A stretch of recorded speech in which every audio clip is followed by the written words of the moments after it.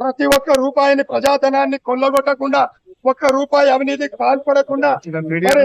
కాళేశ్వరం, పాలమూరు రంగారెడ్డి, సీతారామ ప్రాజెక్టులు, మరి సింహాద్రి, యాదాద్రి, మరి కేటీపీపీ విద్యుత్ ప్రాజెక్టులు, అలాగే 24,000 ఇండస్ట్రియల్ ప్రాజెక్టులు, మరి అలాగే మరి ప్రైవేట్ సంస్థలలో 35 నుండి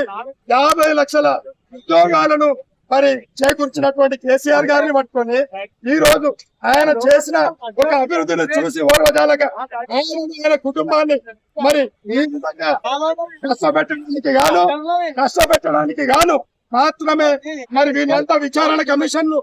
సిట్లను అలాగే ఇవన్నీ వేస్తూ మరి కోట్ల మెంబర్ దింపుతూ చాలా యాదవులకు గురి చేస్తూ ఉన్న సందర్భం తెలంగాణ ప్రజలు ఈ రోజు గుర్తించారు. మరి రేవంత్ రెడ్డి గారి పరిపాలన